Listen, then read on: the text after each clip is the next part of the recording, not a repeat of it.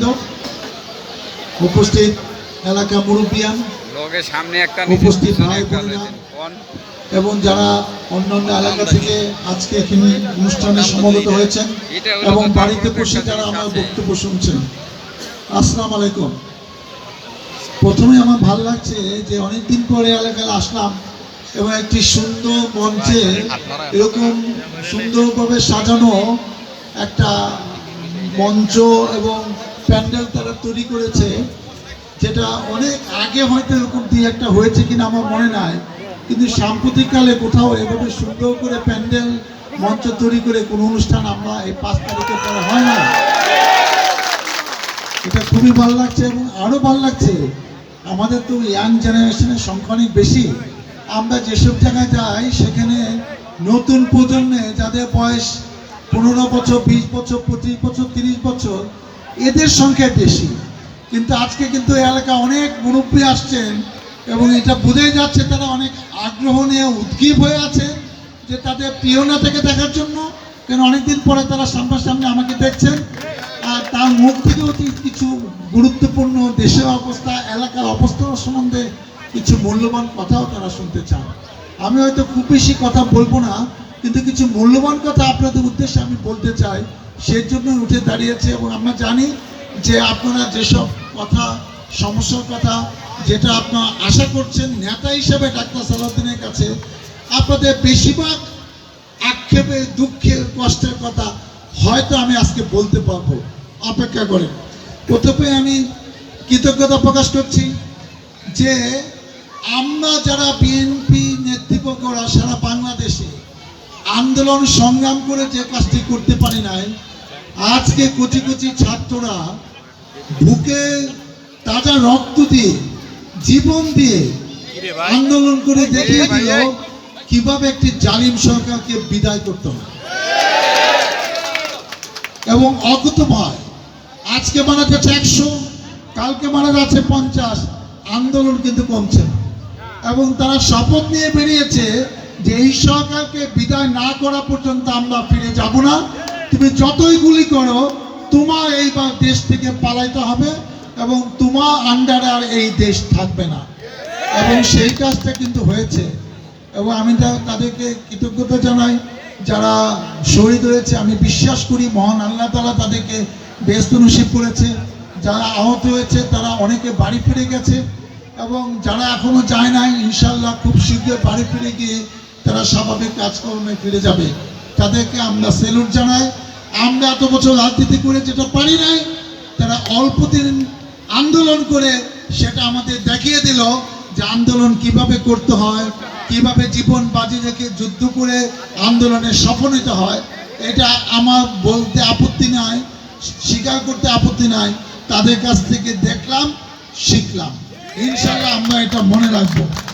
আরেকটি কথা হলো যে আপনি দেখেন আমরা এইসব আন্দোলন করে আমার নামে 53টি মামলা, আমি তিনবার, একবার 12 সালে, একবার 13 সালে, একবার 15 সালে কিন্তু 3বার জেল কেটেছি। এখানে অনেকে আছেন আপনারা জেল কেটেছেন এবং আমি নিশ্চিত মঞ্চে যারা বসে আছে এরা 5টা, 10টা, 15, 20টা মামলা আসামি, এর নিচে কোনো মামলা নাই আমি নিশ্চিত। একটি সরকার এমন সুন্দরভাবে সাজিয়ে গুজিয়ে দেশ পরিচালনা করছে। আমরা একসময় জানতাম যে নির্বাচনের মাধ্যমে সরকার পরিবর্তন হয়, কিন্তু এই জালিম সরকারের কাছে শুনলাম যে নির্বাচন, আন্দোলন কোনো কিছু করে সরকার পরিবর্তন করা যাবে না। আমি ক্ষমতায় বসছি তো বসছি, যতদিন জীবিত থাকবো আমি প্রধানমন্ত্রী থাকবো, আমার দলই ক্ষমতায় থাকবো, আর কাউকে ক্ষমতায় আসতে দেওয়া হবে না। আমরা যারা বাধ্য হয়ে পলায়ে থাকতাম, পলায়ে থেকে নামাজ পড়ে আল্লাহর কাছে দোয়া করতাম, কান্নাকাটি করতাম যে আল্লাহ কত জালিম সরকারকে তুমি বিদায় করেছো, তোমার ক্ষমতা, তুমি কি পারো আমরা জানি, আমরা যারা মুসলমান, তাহলে এই জালিম সরকারকে তুমি কবে নিবা? আমরা দোয়া করেছি, আপনারা দোয়া করেছেন। আল্লাহ মনে মনে বলেছে, মুচকি এসে বলেছে অপেক্ষা করো, অপেক্ষা করো। আগে যদি তাকে সরাইতো তাহলে এই শাস্তি হইতো না, ওনা হয়তো পালিয়ে যাইতে হইতো না। এমনই অপরাধ, এমনই অন্যায় করেছে। আল্লাহ কইছে তুই অনেক করছো, এবার থেকে দেশ থেকে জায়গা, এ দেশের মানুষকে আর তোর মুখ দেখতে চায় না। দেখেন আল্লাহর বিচার কিন্তু আল্লাহ করছে। আমরা অনেক সময় মনে করি সব বিচার মারা যাওয়ার পর পরকালে হয়, সেখানে দুযোগ বেহেশতের হিসাব হয়, কিন্তু কিছু কিছু বিচার যেই কালে হয় তার শ্রেষ্ঠ উদাহরণ কিন্তু শেখ হাসিনা বিদায়, শেখ হাসিনা পলায়ন। এটা আমাদের ইতিহাসের শিক্ষা, যে মনে রাখতে হবে যারা বেশি বাড়াবাড়ি করবে তাদের শিক্ষা কিন্তু ওই দুনিয়াতেই তাদের কিন্তু বিচার করতে হবে।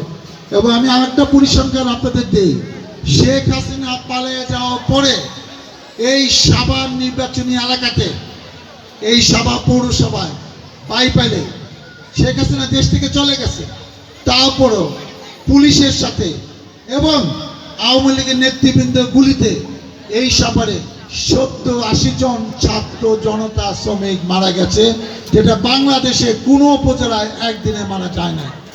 এখনো আমরা তালিকা করছি, আজকেও আমরা এখানে যারা আহত হয়েছেন এরকম 5-7 জন 10 জনকে আমরা একটু কথা বলবো এই জনসভা পড়ে।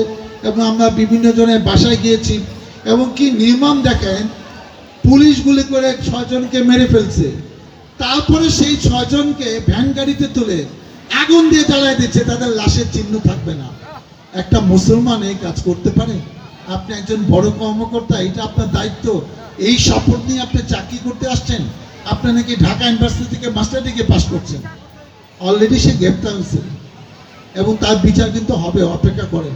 একটা পুলিশ অফিসার এই কাজ কিন্তু করতে পারে না। এবং আপনারা, আমি নিশ্চিত এই সরকারে 18 মাসের মধ্যে তার বিচার শুরু হবে এবং বিচার শেষ হবে। অতএব যারা নিজেদেরকে বীর বাহাদুর মনে করত তাদের পরিণতি আমরা দেখেছি, এবং ইনশাল্লাহ এদের বিচার আমরা খুব শীঘ্রই দেখতে চাই। একটু প্রাসঙ্গিক দুর্গাপূজা সম্বন্ধে বলি, কারণ 13 তারিখে তাদের দশমী। এই বাংলাদেশে একটা জিনিস দেখেছি, যখনই দেশে ক্রাইসিস অবস্থা, সরকারের পরিবর্তন হয়, তখন কেন যেন এই হিন্দুদের উপর খালি আক্রমণ হয়, আর এই আক্রমণের দোষ খালি বিএনপি গাড়ি চাপায়, বিএনপি নাকি করছে, বিএনপি নাকি চলছে। আরে ক্ষমতা আওয়ামী লীগ, পূজা মণ্ডপে কি হইলো, আমরা আছি পলায়া, এটা বিএনপি করছে, বিএনপি করছে। এই দোষ আর দিয়েন না। এই যে তাদের সপ্তমী, অষ্টমী, নবমী, দশমী, এখানে প্রশাসন থেকে 30 তারিখ এই দুর্গা পূজাকে কেন্দ্র করে সমস্ত দুর্গা পূজা, আপনাদের এলাকাও কিন্তু আমি মন্দিরে খবর নিয়েছি, বইলা করে যেমন আগে 2টা হয়েছে, এবছর 1টা হবে। এই কুন্ডাতে কয়েকটি পাড়াতে 6টি আছে, এই সাদাপুরে একটি, চাকুরিতে একটি, গত বছর 10টি হয়েছে, এবছর নাকি 9টা পূজা মণ্ডপ হবে। তা আমি যেটা বলতে চাচ্ছি, হিন্দু মুসলমান খ্রিস্টান ভাই ভাই, এটা একটা সাম্প্রতিক দেশ, এখানে কিন্তু তাদের ধর্ম তারা পালন করে। আমরা ঈদের নামাজ পড়ি, আমরা সবাই বরাত করি, 2 ঈদের নামাজ পড়ি, রোজা রাখি। তা আমাদের ধর্ম আমরা যদি শান্তিতে আমাদের ইচ্ছা মতো উদযাপন করতে পারি, তাহলে হিন্দুদেরটা হিন্দুরা করবে, সেখানে তো বাধা দেওয়ার কিছু নাই। হ্যাঁ, কিছু লোক বাধা দেওয়ার পরিকল্পনা করতে পারে, কিছু লোক আবারও হুমকি টুমকি দিতে পারে, কিছু লোক চাঁদাবাজির চেষ্টা করতে পারে। সেই কাজগুলো যাতে না করতে পারে, সরকারের দায়িত্ব পালন করবে। প্রশাসনকে বলা হয়েছে প্রত্যেক ইউনিয়নে 1 জন করে এসআই কিংবা এএসআই দায়িত্বপ্রাপ্ত থাকবে, তার নাম্বার আপনারা 30 তারিখ জেনে যাবেন। আর আমাদের দলীয় নেতৃবর্গও কিন্তু একটা দায়িত্ব আছে, কারণ আপনারা জানেন যে 18 মাস পরে আমরা আশা করছি যে একটি নির্বাচন হবে, যেটা সেনাবাহিনী প্রধান বলেছেন। সরকার স্পষ্ট করে বলে নাই, কিন্তু এটাও সরকার 2-1 মাসের মধ্যে স্পষ্ট করে দিবেন। অতএব আমাদের কিন্তু ভোটে পাশ করতে হবে। এই আগের মতো দিনে ভোট, রাত্রে সিল সাপোর্ট দিয়া, ক্যাডার দিয়া, এই মোটরসাইকেল দিয়া এই নির্বাচন কিন্তু বাংলাদেশে হবে না। অতএব ভোটে পাশ করতে হলে সবাইকে নিয়ে এমন কাজ করতে হবে যেন মনে করে যে না, এটা নতুন সরকার, নতুন নেতৃত্ব, নতুন মানুষ, নতুন কিছু সমাজের জন্য, মানুষের জন্য কাজ, এগুলো কিন্তু আমাদেরকে করতে হবে। তা না হলে আওয়ামী লীগের সাথে বিএনপির পার্থক্য কি, এইটাই 1.5 বছরে আমরা বুঝিয়ে দিব যে বিএনপি কি করে, কি পারে, আর আওয়ামী লীগ কি করেছে, কি পারে না। আমি 2 বার আপনাদের বুথের সংসদ সদস্য হয়েছি, আমার মনে আছে আমরা কি করতাম, স্পোর্টসে আসতাম, ধরেন কোনটা স্কুলের সমস্যা কি, হ্যাঁ ভবন করতে হবে, ঘোষণা দিতাম, 6 মাস 1 বছর পরে ভবন হইতো। শিক্ষক নিয়োগ দিতে হবে, আচ্ছা ব্যবস্থা করেন। আপনার বেঞ্চ লাগবে, আচ্ছা ব্যবস্থা হবে। আমরা এসে ওখানে ঘোষণা দিতাম। এবং আমরা আওয়ামী লীগের সময় দেখলাম যে 5 পাস করে নাই, হে বলে স্কুলের সভাপতি, যে 8 পাস করে নাই সে বলে কলেজের সভাপতি, যে জীবনে কোনদিন নামাজ পড়ে না হে বলে মসজিদের সভাপতি। আল্লাহ মসজিদের টাকা পয়সা যারা খাইছে, এই স্কুলের টাকা পয়সা জমি জমা যারা দখল করছে, আপনি ভাইবেন না তারা শান্তিতে থাকবে? তাদের খবর আপনারা তো জানেন, সময় মতো বললেন। আমরা কি ব্যবস্থা নেই? এইসব শিক্ষা প্রতিষ্ঠান জনগণের টাকায়, কেউ জমি দান করছে, মানুষের টাকা দিছে, সেটা দিয়ে আস্তে একটা একটা ভবন দিছে, পরে সে সরকার দায়িত্ব দিছে। এই নতুন ভবনটা হয়েছে কেমন? প্রথম যখন হয়েছে অনেক আগে, সেই সব প্রতিষ্ঠান যারা ধ্বংস করছে, ওই শিক্ষা মাস্টারগদি আওয়ামী লীগ করছে, সেই সবের বিচার কি হবে না? আমরা সেগুলাও লক্ষ্য রাখবো। এখন প্রতিষ্ঠানগুলো আপনাদের সকলের সহযোগিতার জন্য ভালোভাবে চলে, সেটা আমরা খেয়াল রাখবো।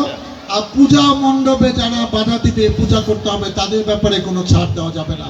আমিও কিন্তু এই পূজা মণ্ডপ ভিজিট করতে আসবো। আমি সকলের সহযোগিতা যাচ্ছি, আপনারা আমাদেরকে সাথে নিয়েই কিন্তু এই কাজগুলা করবেন। আর একটা ইম্পর্টেন্ট কথা বলতে চাই, যে কথাটা সবাই বলেছে, এটা আপনাদের জন্য খুবই ইম্পর্টেন্ট। সেটা হলো আওয়ামী লীগের কিছু চেলা চামড়া, এরা মনে করতেছে যে আমগো তো এখনো কিছু পিটায় নাই, আমগো এখনো মামলা দেয় নাই, তা আমরা আস্তে আস্তে বিএনপি কিছু নেতা কর্মীর সাথে আস্তে আস্তে মিশিয়ে আমরা এগুলোকে এখন বিএনপি করব।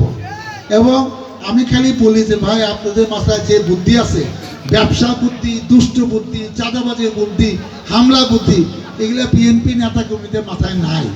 আমাদের লোকগুলাকে নষ্ট করেন না। আপনারা এখনো আছেন, এরা কেঁপে গেলে কিন্তু এলাকা থাকতে পারবেন না।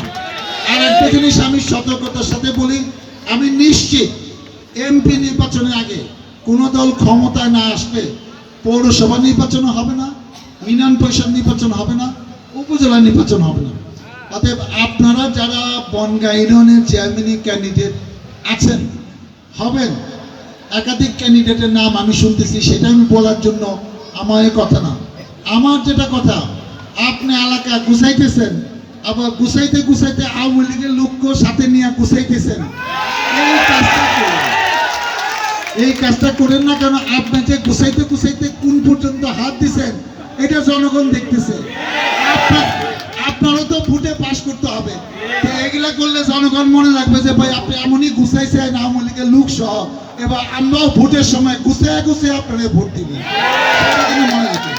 পাশাপাশি অন্যান্য দলের নেতৃবর্গরা এত ব্যবসা দরকার নাই। 15 বছর 17 বছর ব্যবসা ছিল না।